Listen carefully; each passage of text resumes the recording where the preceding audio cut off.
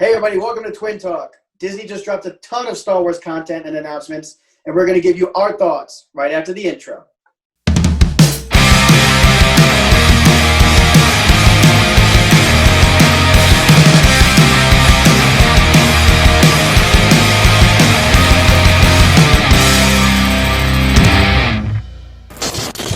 So as we know, Disney held an Investor Day conference call, if you will, video conferencing to all the investors involved about what's going to be coming up on their streaming services in the coming years. They dropped a ton of Disney Star Wars stuff, Disney Marvel stuff, and we also know that they're going to be doing something overseas with this new Stars app. I don't know if you saw that. It's going to be for everybody outside of the U.S. They're going to be getting their version of Disney Plus and with kind of like their own movie streaming service. But the thing we're most interested in, obviously, is Star Wars and the Marvel stuff. So right now we're going to be discussing the Star Wars aspect of all that. Let's start with the most familiar and the most recent stuff. Obviously, we know Disney released The Mandalorian, the first in what was going to be hopefully many of Star Wars television shows. Mando's been crushing it, showing that it can hold its own on television. Star Wars universe is expanding, and people are loving it. We know that it's coming up on the season finale of Season 2, and I believe Kathleen Kennedy said that Season 3 is slated for Christmas 2021. But on top of that, we know, I don't know when John Favreau finds the time to do all these things, but him and Filoni, they're co-developing these series here. Ahsoka, which obviously we saw in Season 2 of The Mando, that she made her live-action debut by Rosario Dawson. She's going to be leading the role in Ahsoka, a limited series. And following that, too, we have Rangers of the New Republic, which Dave Filoni is also going to be working on with Favreau. And we know that all three of these are going to take place in the same time frame. And apparently, Kathleen Kennedy said that it's going to end up culminating in a crossover event. All three shows are going to end up interweaving into themselves. And, hopefully we'll see a giant, spectacle event to end all three shows. Or maybe they're going to keep moving forward. Who knows? It kind of reminds me of almost like the CW with the DC properties, how they had the Arrowverse. They had Arrow, Flash, Legends of Tomorrow. They all culminated into crossovers and events. So I feel like that's kind of the direction they're heading in. I'm excited to see what they have. A lot of people, we were talking to our buddy Andrew this morning about the announcements and stuff, and he said that, it's kind of unnecessary or overwhelming. Star Wars should have died in 83. But and a lot of fans, I'm sure, feel like that, especially the old school fans are just they're just, milking the cow here, just killing it. And beating a dead horse, I believe, is the problem. Milking the cow, whatever milking the horse. Milking the horse. But either way, and some people feel like it's overkill. Yeah, at first when I saw these announcements, I was a little bit worried because it was a little bit excessive, I thought. But obviously the work is going into it, especially during this pandemic. These creators have had the time to sit down, kind of reinvent the wheels, so to speak, with entertainment, especially with theaters kind of being at a standstill with this virus. And we see that a lot of the streaming content's coming out with these series. Instead of just a 2-hour or a 3-hour movie, we can now have this deep dive into the stories, which can honestly just cross over and go into the comics, the animateds, and just enrich the story of Star Wars. At first, I was a little bit skeptical because I thought that they were rushing the new trilogy. And I thought that Star Wars is kind of like a less is more is a better approach.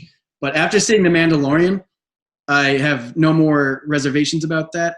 If they put this much thought and care into the production and the writing and everything else, I think we'll be fine. And I'm actually excited to see these new stories that I'm not even too familiar with in the Star Wars franchise. Yeah, I feel like, a lot of people were disappointed in Kathleen Kennedy's ideas for the new Star Wars movies and series and stuff. But I think, honestly, everybody's complaint was, Star Wars doesn't have a Feige.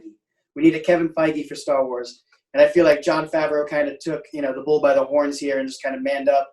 We saw that meme recently that he was in a critical condition with a broken spine, from carrying the dead weight of the Star Wars franchise for the last 20 years. But, he's crushing it right now. Dave Filoni's obviously becoming a live-action director as well. He came from the animated world, and he did, I think, one of the best episodes of The Mandalorian, which was the Ahsoka episode. So we know those three series are going to culminate in a final event. Mando, Ahsoka, and the Rangers of the New Republic. Next up, we got Rogue Squadron, which is going to be a feature film on Disney Plus, directed by Patty Jenkins of Wonder Woman fame. She actually released a video, I believe, on Twitter, Yeah, I think I saw it on YouTube. It was like very Top Gun looking, very Captain Marvel. yeah, it looked like I think she was just like rollerblading. I thought it was like an advertisement for like Bauer. She's going to be directing this Rogue Squadron movie, which I'm hyped because I'm glad that everything's not a series, because like I do want to see a movie, you know. And she was telling the story in this Twitter video that she released that Patty Jenkins, apparently her father was like a fighter pilot in the military, and he died in service, which is tragic. We hate to hear that, and she made this goal or this oath to herself that, in honor of her father and his death, that she would make the greatest like fighter pilot movie in history. And she's been waiting on a good script to make that happen, and nothing caught her eye yet. But until now, she finally has a chance to blend two things she loves, which is aviation and Star Wars. So obviously that video she made was like, she's hyped for the project. It should be a solid quality movie. Moving on. This one was pretty interesting. It's called Star Wars Visions. It's 10 short films celebrating Star Wars told through the lens of the world's best anime creators. We're more American comics guys with Marvel, DC, Image, all that stuff, Dark Horse. We've never really dabbled too much in anime or manga. There's a ton of lovers of anime and manga, and there's a huge market out there. So Star Wars is making more power moves by saying, you know what, let's get that market. Let's get these creators of anime and throw them into the mix. And the cool thing about that is that they can really make anime stories of any time period of Star Wars. So they have a lot of room for creative ideas there, and I'm excited to see that. Yeah, same. I think that they're not limited to budget or anything like that. Again, we were never too much into it. I couldn't get past, reading backwards and the big eyes and the big hair. But like, I know that there's a lot of people that are such a devoted fan base to that genre. So it's going to be exciting to see that different, I guess, like medium of Star Wars, seeing that kind of expanded upon. It'll be more of like what Netflix did with that like Love, Death, Robots type deal, where it's like almost like the animated anthologies. We're seeing a lot more of that now. And I feel like that lends to the creative freedom of, animators, storytellers. So it should be interesting to watch. Up next, we got The Acolyte. It's described as a mystery thriller set during the High Republic era, also known as the Golden Age of the Jedi. And apparently it's going to be exploring shadowy secrets and rising dark side forces. And a lot of people keep saying that, it's going to be based around Jedi tracking Sith. I guess before the rule of two, there's a lot of things they can explore there. And that'll be interesting for me because the High Republic era has always been interesting to me. I don't know much about it, but it always looked really cool to me. And it's set, I think like hundreds of years before the prequels. So based on the concept art of what I saw, it seems like they're going to be doing 2 females and 2 males on this like Jedi team. That I hope those are the main characters. And I heard that there's going to be a lot of female characters and martial arts. And that's what I've always loved about the High Republic era, is that it felt to me like kind of like Lord of the Rings meets Star Wars, where you can like go back into those olden times and have all these awesome action sequences where the Jedi are just kicking ass, taking names. Yeah, I think this is the one that kind of excites me and intrigues me the most, just because the word Sith was involved. So like I want to see, their roots, the dark side. Give me more. Give me more of the darkness. But like you said, even the High Republic, just seeing like the concept art or seeing the comics or whatever of that era of Jedi Knights, like being almost like in their prime, mm-hmm. and almost like medieval and stuff. That's going to be interesting to see. I feel like, I've always wanted to see, even though I barely remember the games because they came out so long ago, but like the Knights of the Old Republic and all that, like I would love to see a show like that. I feel like this is the closest we're going to get to that. Next up, we got the story we've all been waiting for, the one that we couldn't live without, Star Wars: A Droid Story. Your thoughts? Okay, so A Droid Story, all joking aside, is that it says that it's a team-up between Lucasfilm Animation, who brought us all the animated series, and ILM, which is obviously Industrial Light and Magic, the magicians behind the special effects on the Star Wars franchise. Apparently a new character is going to be introduced, and he or she will go on a journey with the guidance of the legendary ever-loving R2-D2 and C-3PO, which I feel like we've seen this before. Yeah, I feel like, I don't know, maybe they'll find a moisture farmer. I don't know, maybe he likes but talk about rinse and repeat, Jesus. Yeah, definitely a recycled plot line for sure. What new life could they breathe to that? I mean, R2-D2 and C-3PO obviously they're fan favorites. They've been in every single movie, I believe. And so what's one more, right? What's one more animated story? C-3PO Anthony Daniels, that dude loves the limelight. So I'm sure he was like begging for it, like, oh, please, sir, give me an animated show. But I feel like, we've had C-3PO and R2 for so long. It's just like, unless they throw in like a droid orgy, I'm out. Moving on, we got something I have never heard in my entire life before, Willow. Which in my notes here I wrote, who knows, who cares?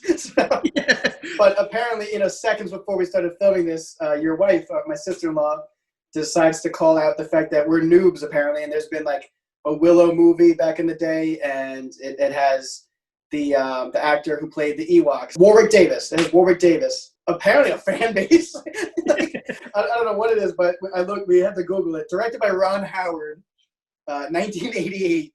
And apparently George Lucas was based on a story by George Lucas, and it follows Willow Ufgood, a young farmer who must protect a baby from an evil queen. I don't know, man, but it has Warwick Davis, who is famous for his role as, I think he was 11 years old when he got the call for Return of the Jedi to play the Ewoks. So he always hosts Star Wars Celebration Day, and he's been in the prequels, he's been in the sequel trilogy. So this guy is like a vet. He's a seasoned vet of Star Wars, so I'm not going to write it off completely. Miss me with that, but I may not watch it. But yeah. But if there's fans of Willow, I know Milena will be tuning in, so I hope she enjoys it. Yeah, I mean, no disrespect to the actor or to his previous work, but again, my wife was like, we've been married almost 4 years now, and this has never come in conversation. This movie never been. She was like, and all of a sudden she's like, "Oh, one of my favorite movies, Willow, guys, Willow. You've never heard of Willow?" And I was like, "Do you have like?" I was like, "Nope, never." I was like, do you have like investments in this like name? And I was like, "Do you have like a tattoo on your neck that says Willow or something like that?" I've been a closet fan for years. Yeah, this closet Willow fan that just all of a sudden was like out and about. Never even heard of the story. Never even heard. There's good news and bad news to that. Good news is I'm not married to her, so I don't have to watch it. Bad news is you have to. So enjoy it. Order the Dominoes. Enjoy it. Let me know how it goes. It's definitely on the lower, totem of my Star Wars announcements. Definitely not one that I'm going to be like tuning into at midnight or something. Yeah.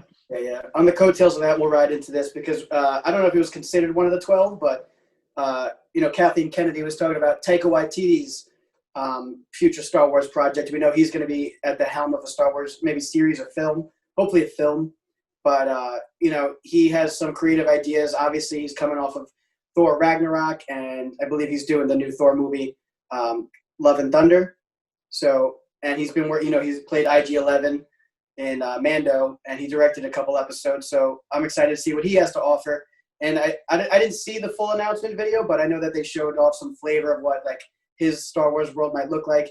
And they said that it's going to be innovative, different, creative, unique, which, what else are you going to expect from this guy? Because that's what he's known for, taking risks. He obviously made Thor a comedy, and it's one of the best Marvel movies. And I'm excited to see what he has to offer.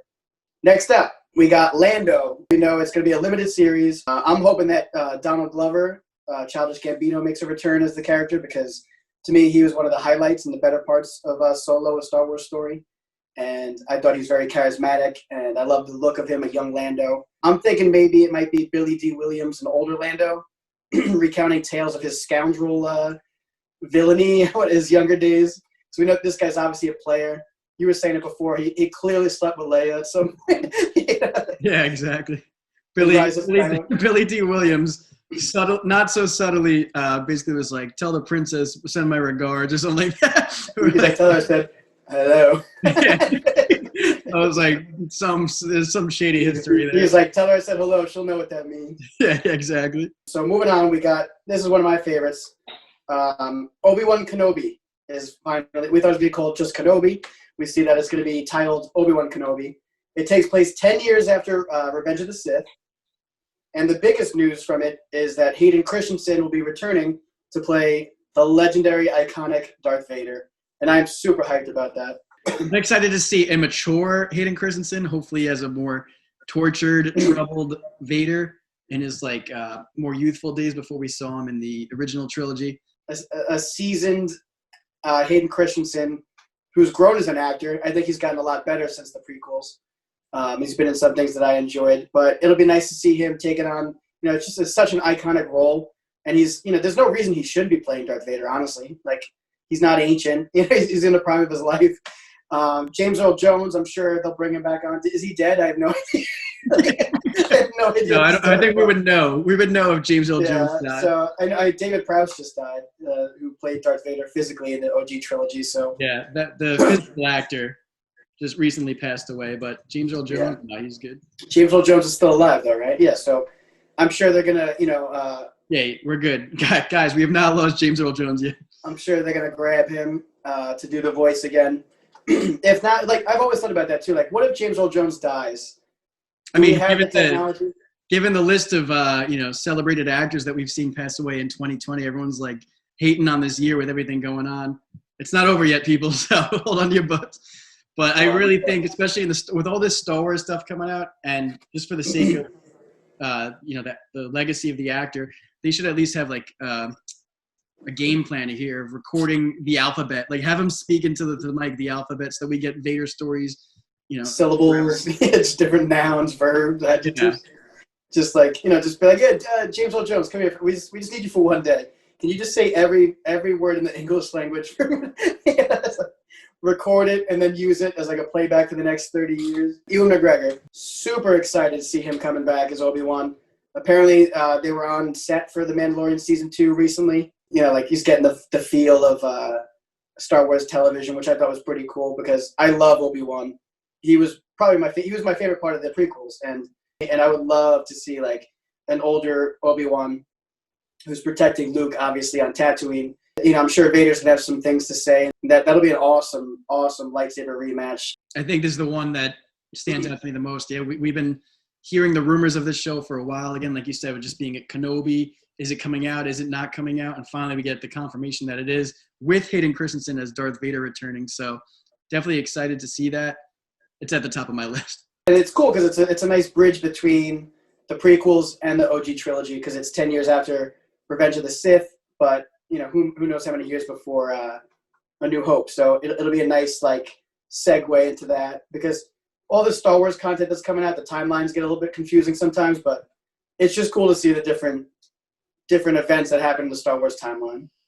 All right, moving on. The long rumored, or long confirmed, I assume, Cassian Andor series, which is going to be called Andor, which has a nice little Rebel logo with the O, so nicely done. Diego Luna's returning, obviously.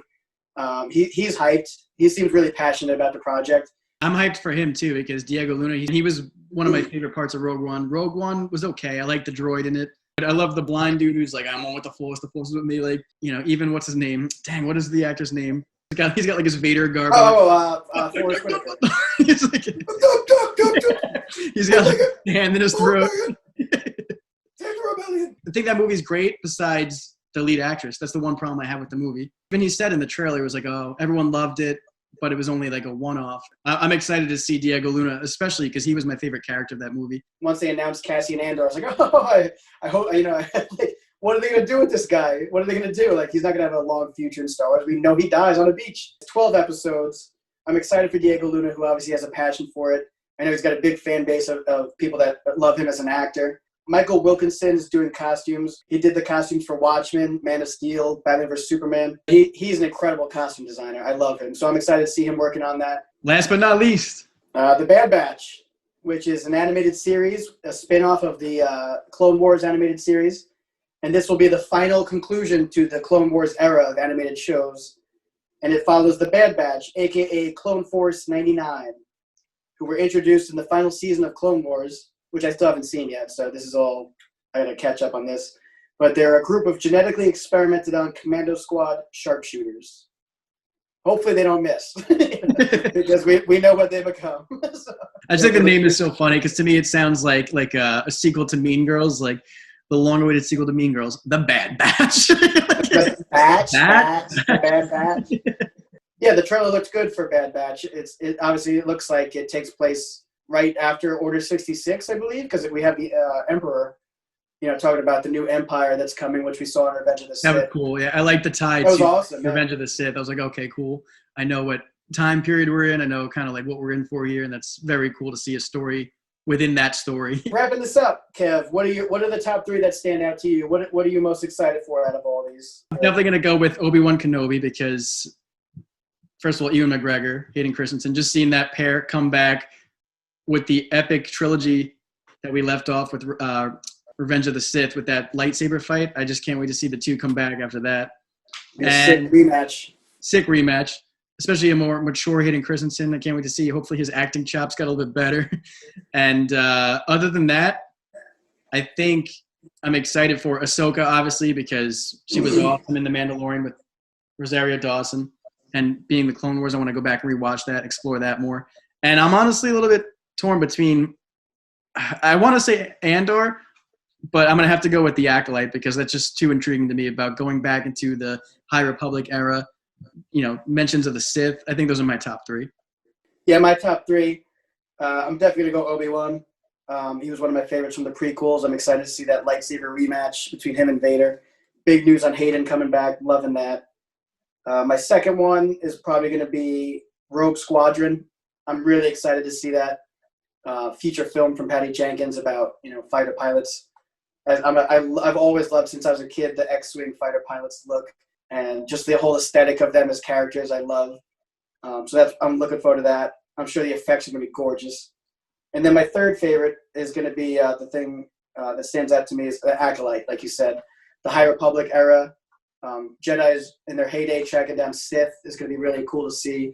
You can do a lot with that show, honestly, creatively and aesthetically. And then my runners-up is definitely going to be Andor, because I'm excited to see there's a lot going for it. Like I said, Michael Wilkinson on the costumes, Neil Scanlon on the droids and creatures. And then my other runner-up is I can't wait to see the Rangers of the New Republic because Favreau and Filoni have obviously proven themselves. So whatever they come up with between Mando, Ahsoka, and Rangers is going to be solid content. What you got any runners-up for you, Kev? I'm going to go with Willow. Definitely, Willow. Yeah. You'll be tuning in. You'll be tuning into Willow. I think I have no choice. You have no choice. Yeah, enjoy that. Guys, I got no choice. So. Yeah, you enjoy it. I think I'd rather start taking bath salts than watch an episode of Willow. But yeah. But you enjoy it. Let me know how it is. I'll be high on bath salts. The good news is that there's a little something for everyone in this Disney Star Wars announcement. Anyways, that about wraps up our thoughts on the Disney Star Wars announcements. Let us know what you think. What's your top 3? What are you loving? What are you hating? Is it overkill, or are you all about all that Star Wars content? If you liked our video, give it a thumbs up, comment below to join the discussion, and don't forget to subscribe to the channel for more content. We'll see you next time. Peace!